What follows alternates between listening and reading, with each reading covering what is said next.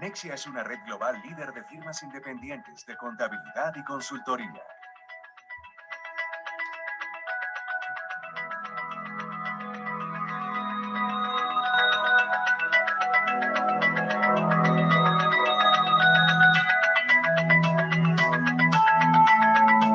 Cuando eliges una firma de Nexia, obtienes un servicio más atento, dinámico, personalizado, con mentalidad empresarial y dirigido por socios. Forjamos relaciones sólidas de trabajo entre las firmas miembro y entre estas y sus clientes, para poder comprender profundamente tu negocio, ofrecer conocimientos sobre el mercado local, compartir las prácticas más adecuadas y brindar respaldo a tu negocio mientras creces,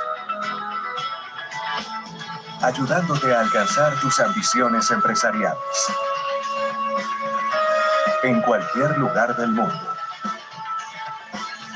Nexia. Closer to you.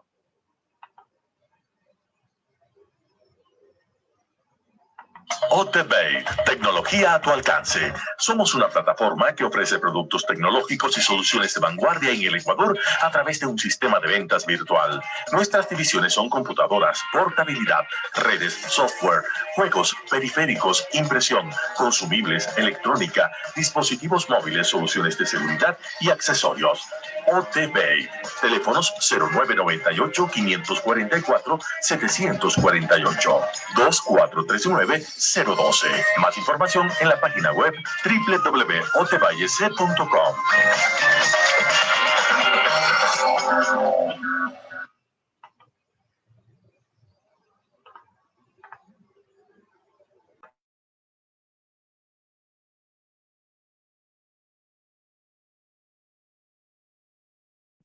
Muy buenas noches, mis estimados amigos. Qué placer saludarles.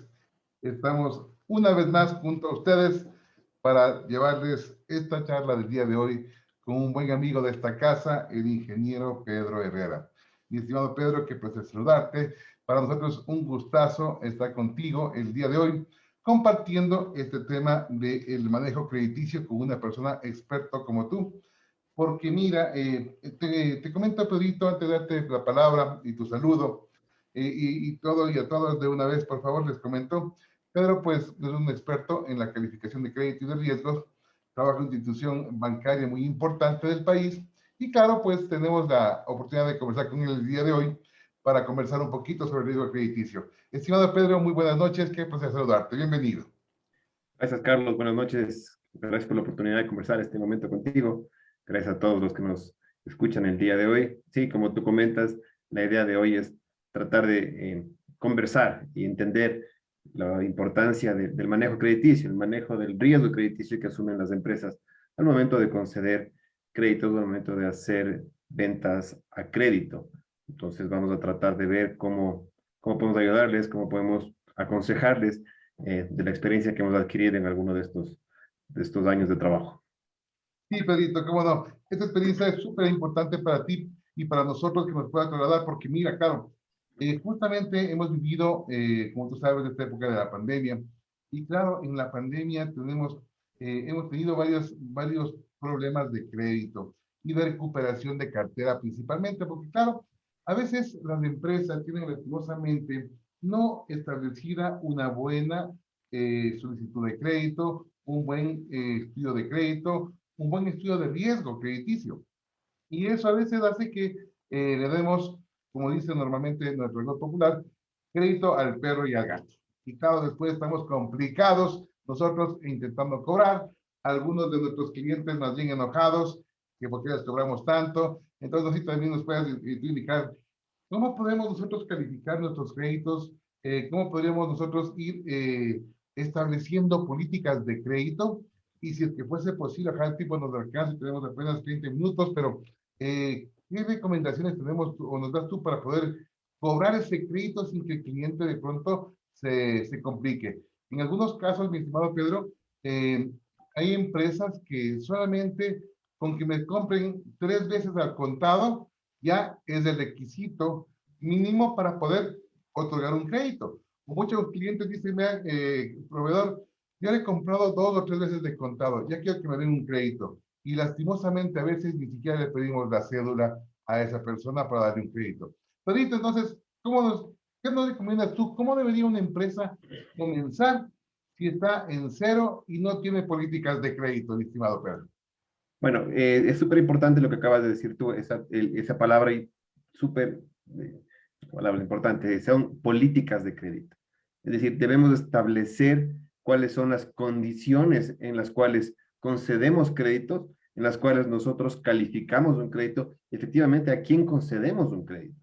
Porque si no tenemos unas políticas claras, si no tenemos definida la cancha sobre la cual nosotros vamos a jugar, va a pasar que efectivamente, como tú dices, vamos a dar crédito a cualquier persona sin ningún estudio, sin ninguna análisis del riesgo que estamos asumiendo y eventualmente vamos a tener problemas de recuperación de cartera.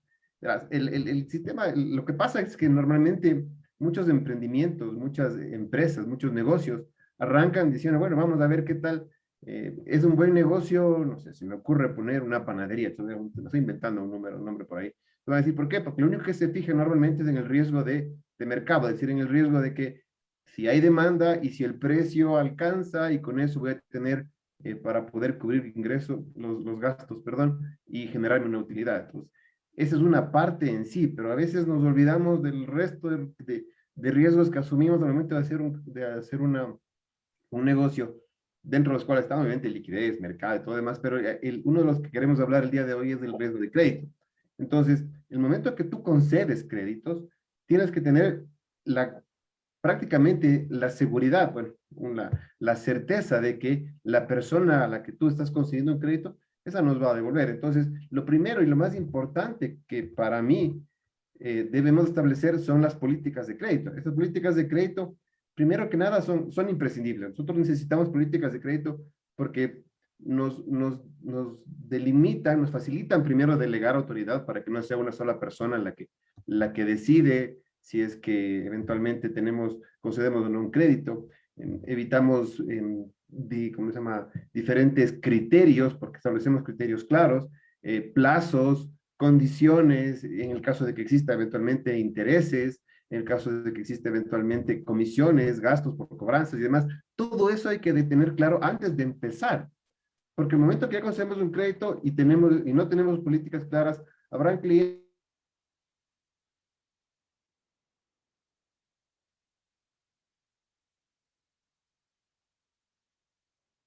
Estimado Pedro, lastimosamente la comunicación como que tuvimos una falla, pero sí, claro, es muy importante, mis estimados amigos, mientras establecemos otra vez la conexión con Pedro, que de alguna forma pues se quedó un poquito. Las políticas de crédito son importantísimas, como bien lo decía Pedro, porque de alguna forma pues claro, si no tengo unas políticas, si no tengo un derrotero, si no tengo reglas que seguir, entonces claro, cada persona a su libre albedrío puede entonces otorgar créditos sin ningún inconveniente. Y por supuesto, claro, eso hará que la recuperación de cartera sea cada vez mucho más difícil. Por tanto, entonces, es importante que a veces, bueno, el contador, como ustedes conocen, en algunas empresas, tenemos, el contador es multifacético, es decir, es de contabilidad, está en la parte laboral, está en la parte societaria, está prácticamente en todo. Y claro, a veces también estamos en lo que es cobranza, crédito, y algo muy importante es que nosotros deberíamos en algunos casos, apalancarnos con el departamento de ventas para que el departamento de ventas también nos apoye, nos ayude a verificar estos créditos. Porque en ocasiones sucede que, claro, a veces el vendedor, por intentar alcanzar una cuota de ventas, a veces incluso se puede devolver en contra de la empresa, porque claro, yo he visto que muchos vendedores le dicen a veces al cliente, oiga, el cliente, ¿cuánto gana? 1,000, póngale 1,300 para que le aprueben el crédito. ¿Y cuánto gasta? Gasta 800. Ah, póngale entonces que gasta 500 para que le aprueben el crédito. Y lastimosamente a veces el mismo departamento de ventas se encarga en ocasiones de darnos un espaldarazo en la empresa, porque claro, él alcanza posiblemente su cuota de ventas, pero claro, después nos quedamos con un crédito algo complicado cuando esa solicitud de crédito, inclusive canalizada, no está del todo bien llena. Pedrito, te tomé un ratito la posta porque, claro, algo pasó con tu señal de internet, pero ya estamos otra vez juntos, Gracias. Pedrito.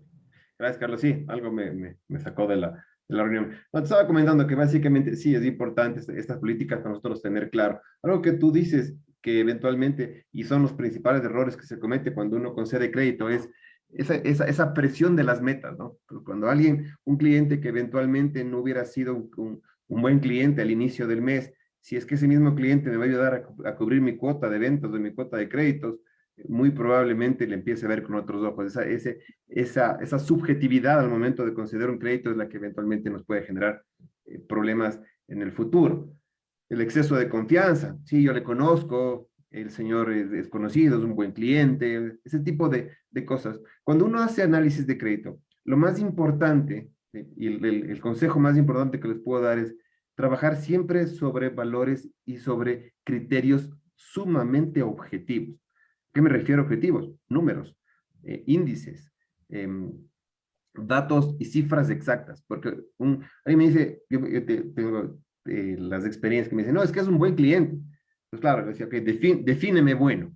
Pues bueno tiene que ser que tenga menos de 10 días de mora en sus anteriores créditos, que tenga la capacidad de pago, que tenga el nivel de ingresos que puede generar para poder pagar, que tenga un buen historial crediticio, que tenga, es decir, todo eso nosotros tenemos que definir en estas políticas. Entonces yo tengo que decir, ok, un cliente que no tenga más de tantos días de mora en créditos anteriores, que no tenga más de 2 calificaciones B en su riesgo crediticio en los buros de crédito, que no tenga cuentas cerradas. Empieza a definir el perfil de mi cliente que va a ser el que yo voy a conceder un crédito. Y desafortunadamente, si es que no tenemos eso claro, como tú dices, entregamos al que sí y al que no, y obviamente habrá esos inconvenientes. Entonces, la parte de ser totalmente objetivo, de evitar esa subjetividad de ser bueno, malo, excelente, pésimo, o lo que tú quieras decirle, el cliente tiene un patrimonio grande, tiene una casa lindísima, tiene un negocio que camina bien, no, esas percepciones son las que eventualmente nos llevan a cometer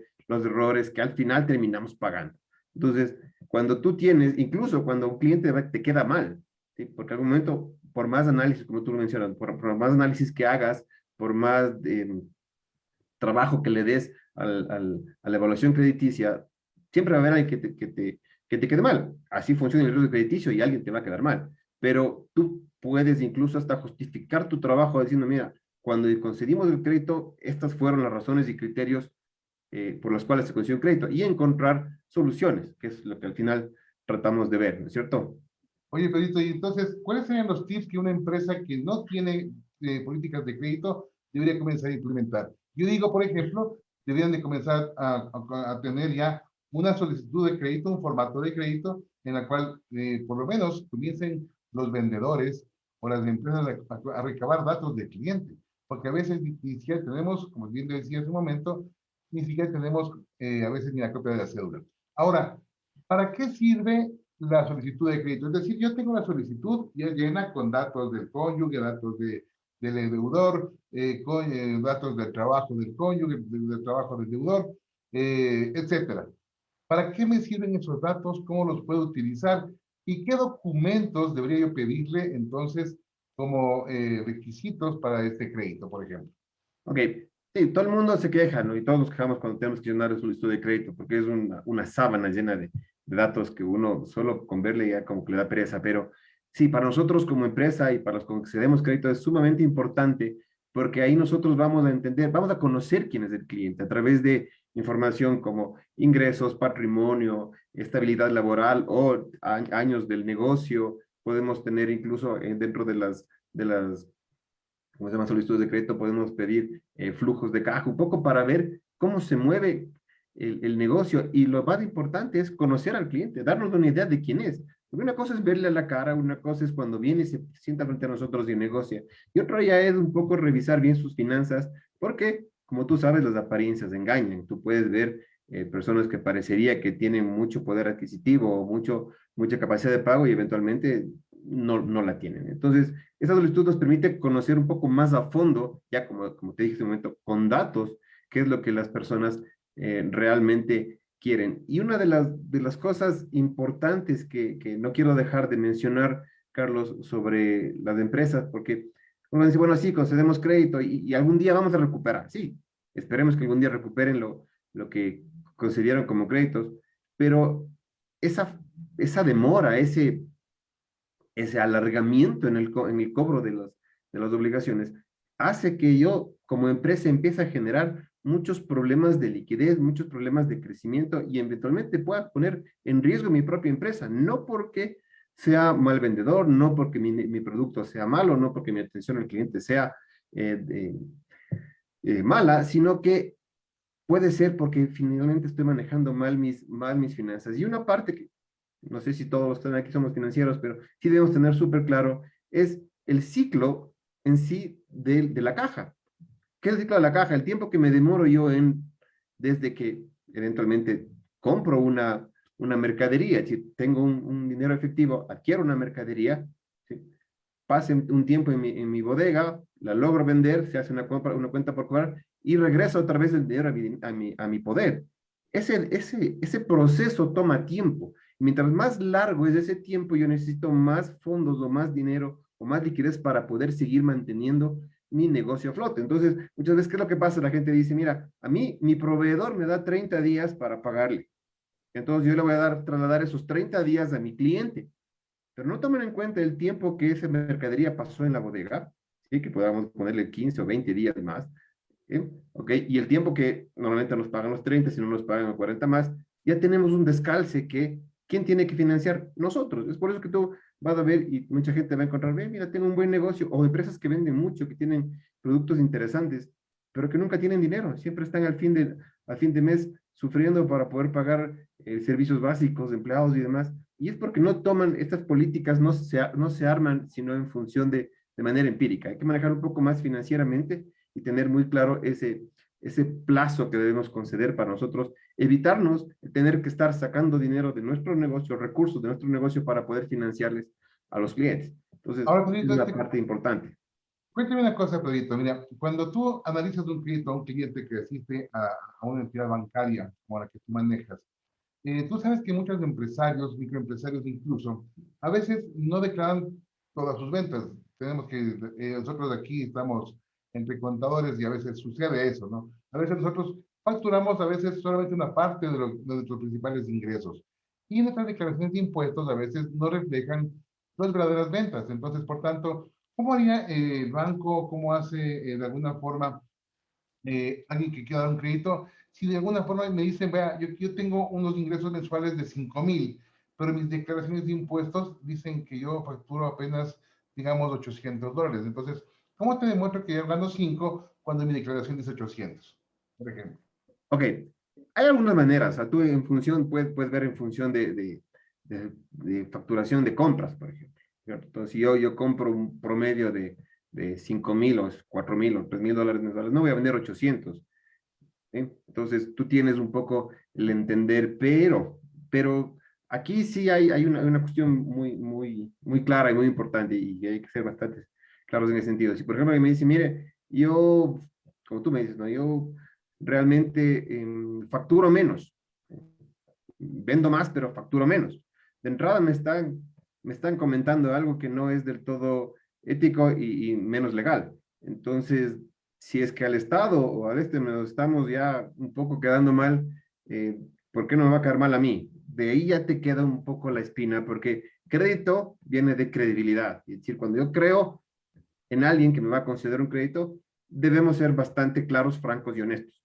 Entonces, de ahí viene el tema de crédito, ¿no es cierto? Porque si es que no es una persona que no, o un cliente o una empresa que eventualmente no es muy honesta en su gestionar, probablemente no va a ser muy honesta conmigo al momento de darme datos o de darme información o eventualmente cuando sea de conceder. Es difícil, sí, se puede justificar, pero eventualmente como financieros y como contadores debemos de impulsar a que la contabilidad en sí refleje efectivamente lo que se da y tratar de evitar esa a veces mala práctica que se presenta.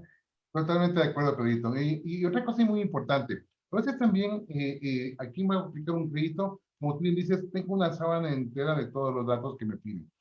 Entre ellas te piden alguna documentación, por ejemplo, planilla de agua de los teléfonos de los últimos meses, cosas como esas. ¿Tú me puedes tal vez explicar así en breves minutos qué documentos mínimos se debería pedir y para qué me sirven? Es decir, ¿por qué me piden una planilla de servicio básico? ¿Cuál es el motivo? Entonces, primero, ¿para qué me piden? Y además, ¿qué documentos básicos son los que usted debería pedir una empresa, por ejemplo, para otorgar un crédito a un cliente? Claro, asumamos de una persona natural, ¿no es cierto? Entonces tenemos, lo que te dicen, normalmente te pide un servicio básico, es un poco para determinar efectivamente tu domicilio.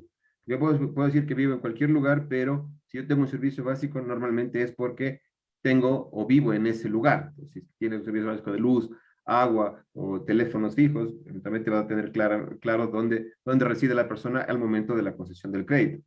Documentos básicos como cédulas y certificados de votación, que obviamente son para justificar la, la persona jurídica y sobre todo la identidad de con quien estamos trabajando. Y además te van a pedir o deberían pedir, si es que fuera una persona natural con relación de dependencia, certificados, historia laboral del IES, todo en sí, lo que se busca con todos los documentos es tratar de demostrar que lo que yo estoy diciendo al momento de una entrevista de crédito, al momento de tratar de conversar con alguien, ¿sí?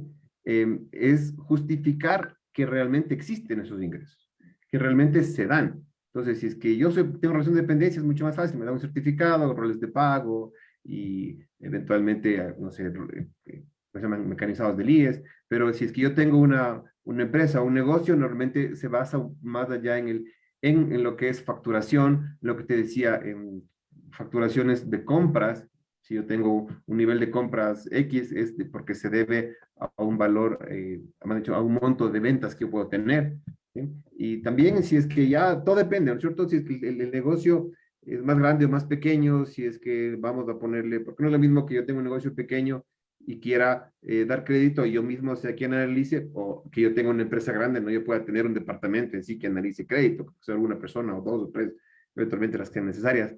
¿Sí? Todo variará, pero también son las entrevistas con el solicitante de crédito, un poco conocer también la empresa con quién va a manejar, porque bueno, como bancos o como mutualistas de cooperativas, puedes trabajar en función de documentos, pero también se hacen visitas y cuando tú tienes un cliente, si eres una empresa que tienes un cliente recurrente, es bueno, aparte de que tú concedes un crédito y te están pagando bien y eventualmente empiezan a pedirte más, un poco más, siempre hay que dar mucho seguimiento a los clientes, porque las condiciones del cliente pueden, en cualquier momento pueden cambiar. Si no, pregúntenos a cualquiera hace un año y medio cómo estábamos y cómo terminamos después. Pues, todas las condiciones cambian y a veces muy drásticamente y debemos estar preparados.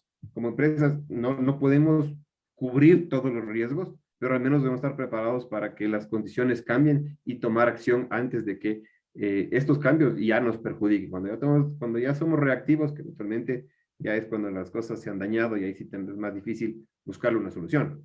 Pero, como te digo, toda la documentación básicamente es solo para tratar de justificar o para tratar de demostrar que lo que yo digo, que estoy diciendo que soy una buena persona, que tengo ingresos y que te puedo pagar, es demostrarte a través de una documentación más allá de mi palabra.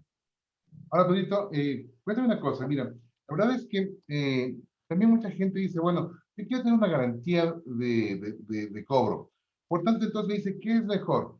¿Un acta de cambio, un pagaré, un cheque en blanco, un cheque posfechado? Entonces, claro, ¿cuál es la herramienta ideal que una empresa podría utilizar? Mucha gente también a veces le da vergüenza pedir una letra porque dice, uy, el cliente va a decir que tengo desconfianza o algo por el estilo. Entonces, ¿cuál es el documento que de alguna forma me permitiría protegerme un poco mejor en el caso de una eventualidad de no pago? Ok, realmente desde el punto de vista legal tú puedes demandar el pago a través de incluso la factura. Es decir, si tú logras demostrar que el cliente te compró con esa factura y esa factura debía pagarte y obviamente habrá que demostrar que le entregaste la mercadería, el cliente, tú puedes llegar a demandar con eso. El mejor de todo realmente para mí es un pagaré. ¿Sí? Es porque es el más completo en el que te abarca bastantes puntos que ya legalmente, bueno, yo no soy abogado, pero la experiencia nos ha dado que el pagaré ha sido el que más fácilmente podemos trabajarlo. Pero como te digo, todo depende del nivel. ¿Sabes? Si viene un cliente con un monto muy bajo, pues puede ser suficiente con que en la factura el cliente me firme el recibido en la factura y yo ya tengo un documento en sí de cobro. ¿Okay? Pero si es que ya el monto es más grande y generamos, todo depende, ¿no es cierto? Entonces, si el monto es más grande, firmamos un pagaré, e incluso si hay un cliente que lleva o que nos compra bastante, muy seguido, ya podemos hablar de incluso hasta de garantías reales, es decir, oiga, pongamos una garantía de una hipoteca, eventualmente. Muchas empresas con sus distribuidores funcionan así, cuando tienen este tipo de negocios ya de cientos de miles, ponen una garantía real que podría ayudar. Pero eventualmente, insisto, todo depende del tamaño de tu negocio y cómo quieras manejar. Bien, Pedrito. Antes de continuar, solamente para la recta final de nuestro programa, quisiera primero agradecer a todos. Tenemos casi 300 seguidores en vivo en este momento. Qué bueno que nos estén siguiendo. Parece que el programa ha despertado mucho interés. Y claro, pues para que no estén en vivo, pues tienen la grabación sin ningún inconveniente en nuestra página de experto contable tributario.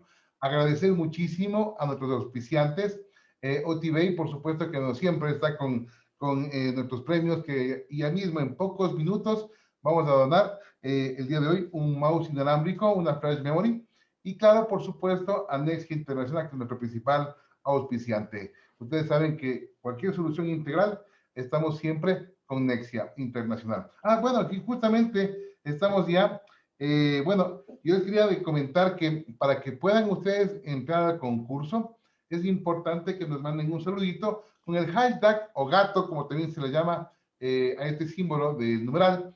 Con el hashtag yo me capacito desde, y usted puede, por favor, incluir ahí la ciudad en la que nos visita.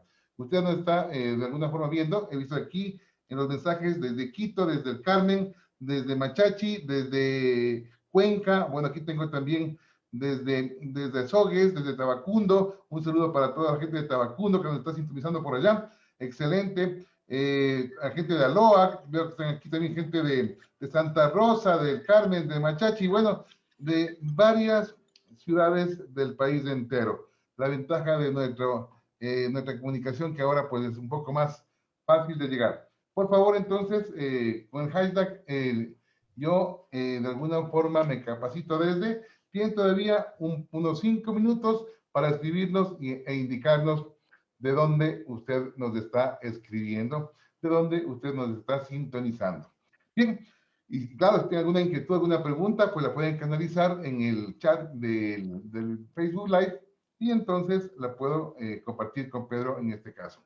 Algo también muy interesante, Pedrito, para continuar con nuestra charla, es lo siguiente, mira, si bien que es cierto, mucha gente a veces dice, pero yo tengo ya una solicitud de crédito, califico el riesgo, califico el crédito, tengo documentación de soporte, tengo también, si es posible, ahora un pagaré que me permitirá de alguna manera soportar. Ahora, ¿cómo calcular el monto hasta cuánto le puedo dar un crédito? Porque claro, también es importante fijarle un monto, una cuota, es decir, no puede tener un cliente un crédito abierto de 5,000, 8,000, 10,000. Lo importante sería poner una cuota y decirle, a ver, crédito, mire, como la tarjeta de crédito, nos dicen, mira, tu cupo es 2,000, 3,000, 5,000, y claro, no te puedes pasar de ahí. No es posible, diría yo, que un crédito tenga un crédito abierto. ¿Cómo podría entonces yo más o menos calcular ese cupo, un porcentaje de los ingresos, un porcentaje de los activos? ¿Qué tendría que hacer en ese caso para calcular y saber más o menos cuánto le puedo ofrecer de crédito? Ok. Sí es importante conocer que para poder determinar un cupo o un valor que el cliente tendría la capacidad, de acuerdo a nuestro análisis, tendría la capacidad de poder pagar, tiene que ver mucho con los ingresos. Porque efectivamente, ¿de dónde nos van a pagar? De ingresos. No nos van a pagar ni con activos, ni con garantías, ni con inventarios, sino eventualmente con los ingresos que generen a través de las ventas. Entonces, si es una persona natural que tiene un ingreso fijo, digamos, normalmente internacionalmente se maneja un valor entre el 30 y 35% de los ingresos que podrían las personas dedicar a obligaciones financieras, cualquiera que sean estas, sin que tenga, bueno, sí que en un momento complicado, pues las personas tengan no puedan pagar. Entonces, es un estándar internacional, que la gente puede determinar ese 30 a 35% como máximo de sus ingresos fijos mensuales, destinarlos a obligaciones financieras o a obligaciones de pago. Entonces, si alguien compra un carro, por ejemplo, la cuota no debería pasar de su 30-35%. Vamos a tener a alguien que gane $1,000, ¿sí?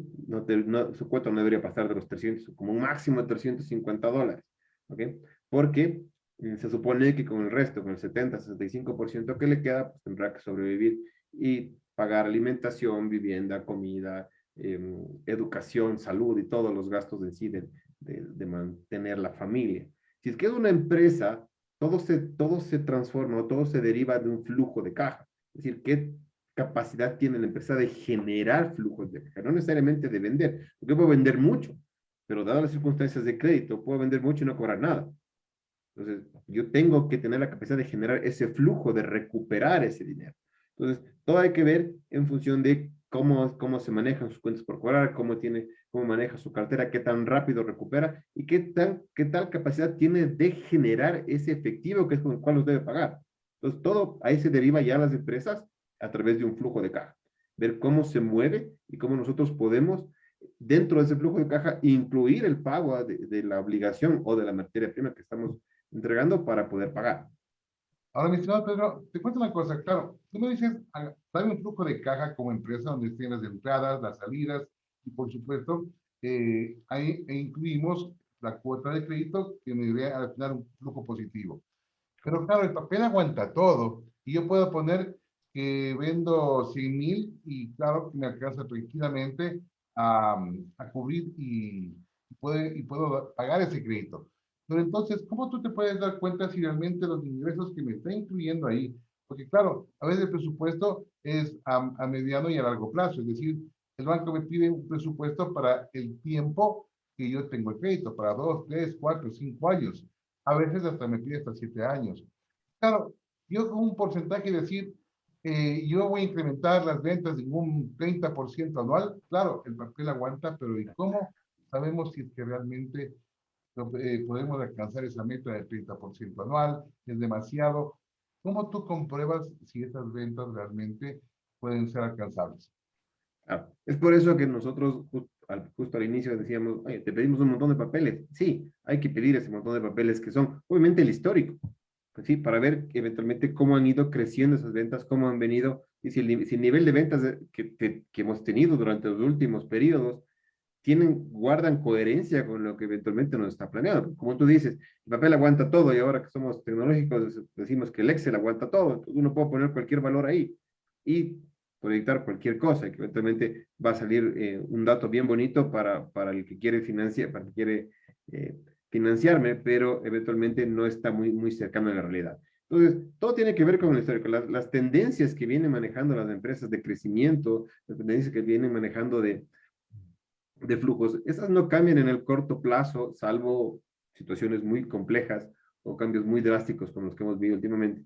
Pero normalmente tú tienes una tendencia, ¿no? Entonces, tiene una coherencia. Ya ha venido vendiendo nuevamente los últimos meses a razón de $20,000 mensuales.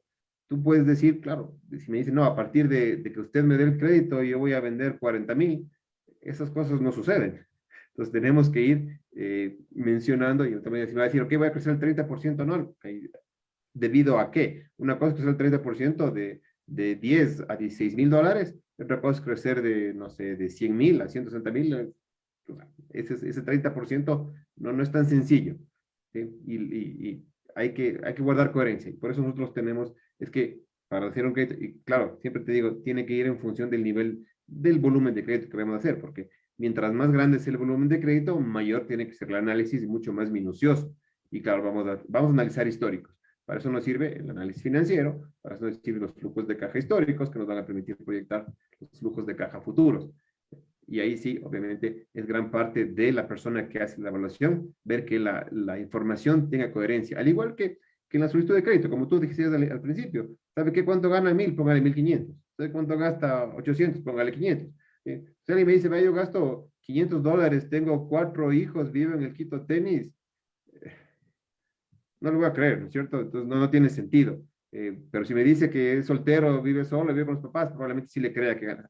Todo eso, todo tiene una coherencia y la persona que evalúa debe tener un criterio muy claro de que las cosas tienen que guardar esa relación entre una y otra. No puedo decir una cosa y aparentar otra. Es difícil, es bastante difícil. Si yo digo que tengo ingresos de $1,000, $1,500, en alguna parte se reflejan. Puede ser deben estar reflejados en activos, pueden estar reflejados en cuentas de ahorro, pueden estar reflejados en cuentas corrientes. En algún lado, ¿sí? Como decía mi papá, hay dos cosas que no se pueden ocultar, ¿sí? Ni el dinero ni el amor. Así que en alguna parte deben aparecer. Así es, Pedrito, tienes toda la razón. Oye, ya se nos va el tiempo. La última pregunta, Pedrito, yo sé Claro. que nos hemos pasado un poquito de tiempo, pero Fernanda nos envía una pregunta que me parece muy interesante. En algunos casos hay empresas que, claro, no es que dan crédito, sino que por su naturaleza el servicio lo prestan mensualmente y por tanto cobran mensualmente también conforme brindan el servicio. Por ejemplo, una institución educativa, por ejemplo, gente que provee internet y ahora, claro, con la pandemia hubo varios proveedores pequeños de internet que tuvieron en ciudades pequeñas un nicho de mercado interesante.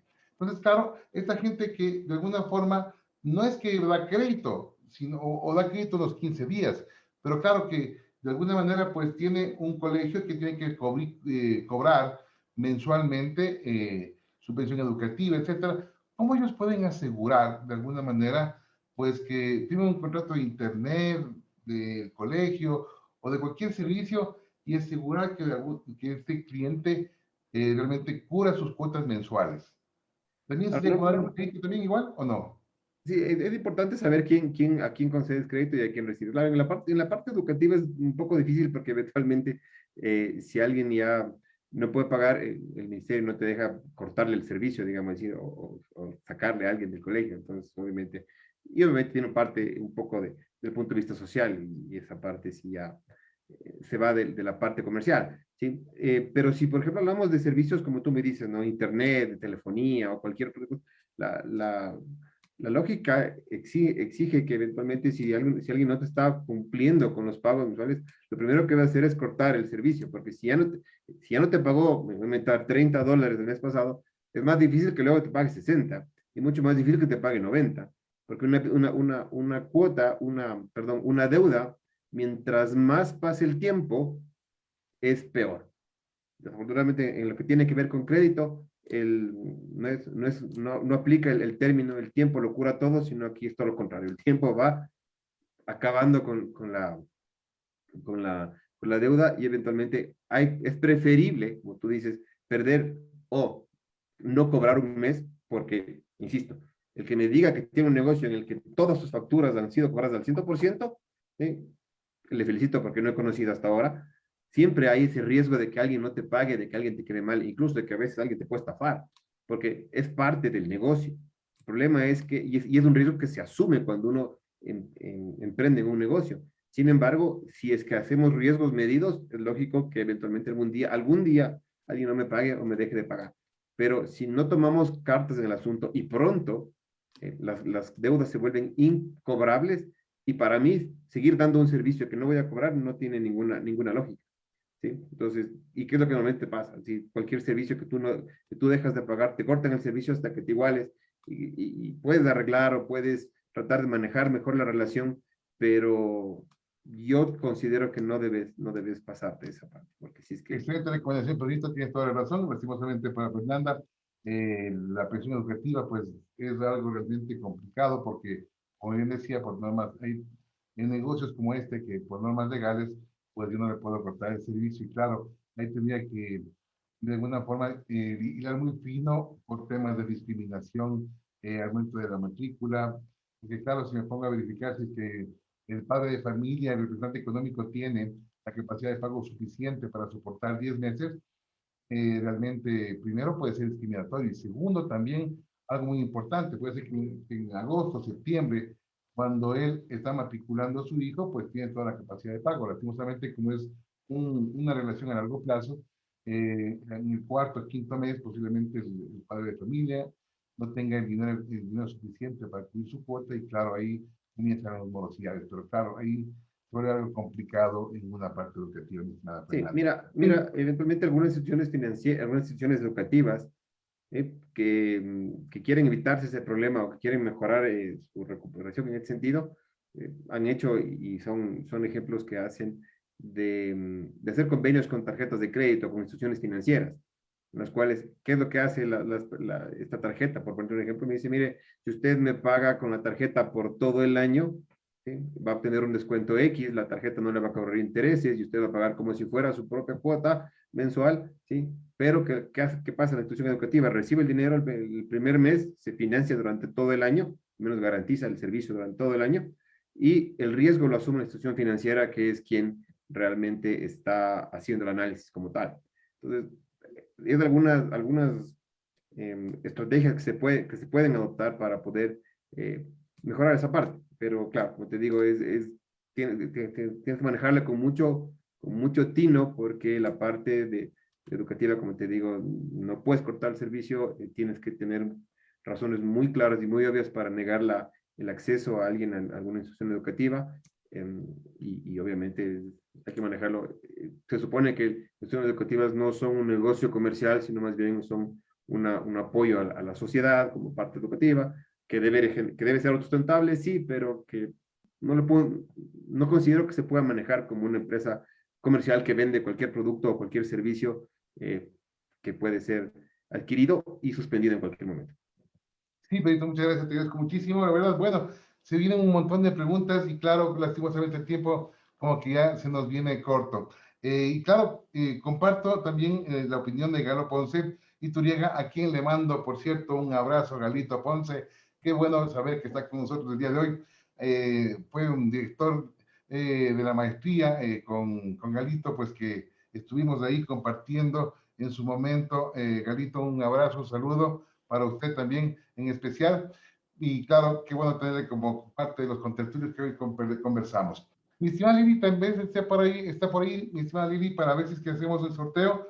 Ya, muchas gracias, Lili. Discúlpenos, nos hemos pasado unos minutos, pero se nos va el tiempo con Pedro de las manos. Lili. Gracias. Muy buenas noches, muchas gracias. Excelente exposición, un tema realmente interesante que ha sido muy valioso para todos y que de seguro nos va a servir para tener en cuenta todos estos temas y evitar conflictos en nuestro tema crediticio. Entonces, muchas gracias a nuestro auspiciante de hoy, Otebay, por los premios que nos ha enviado para sortear entre los participantes de esta charla. Tenemos un mouse inalámbrico y una flash memory de 32 gigas que nos han enviado hoy Otebay.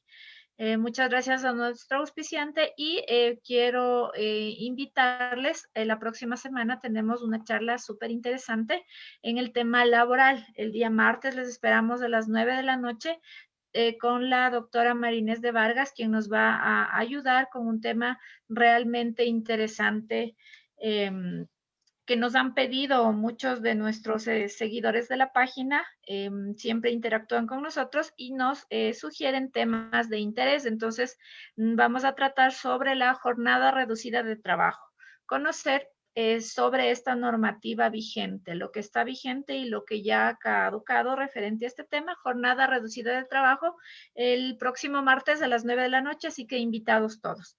Y vamos a proceder con el sorteo de esta noche para ver quién se ganó los premios de hoy. Muchas gracias, Lili. Excelente anuncio. Les esperamos el día martes con la doctora Marinés de Vargas con el tema tan interesante como es el tema de la jornada reducida. Un saludo para Marinés también, que nos está viendo el día de hoy. Ajá. Perfecto, aquí tenemos nuestros ganadores. Felicitaciones a nuestros ganadores. Angélica Córdoba se gana el mouse inalámbrico y Karina Romero la flash memory. Felicitaciones a todos y muchas gracias Pedro por acompañarnos esta noche y Carlitos por acompañarnos siempre en nuestros espacios de Financieros Online. A ustedes también, mi querida Lili, muchas gracias por su apertura y Pedrito, te agradezco muchísimo por el tiempo del día de hoy destinado para esta charla. Y te comprometo para que en otro momento te tengamos otra vez de vuelta. Cuídate mucho, Pedrito, que tengas una excelente noche. Buenas noches, Lili. Muchas gracias, Carlito. Buenas noches. Una buena noche. Abrazo. Muchas gracias. Hasta pronto, cuídense mucho.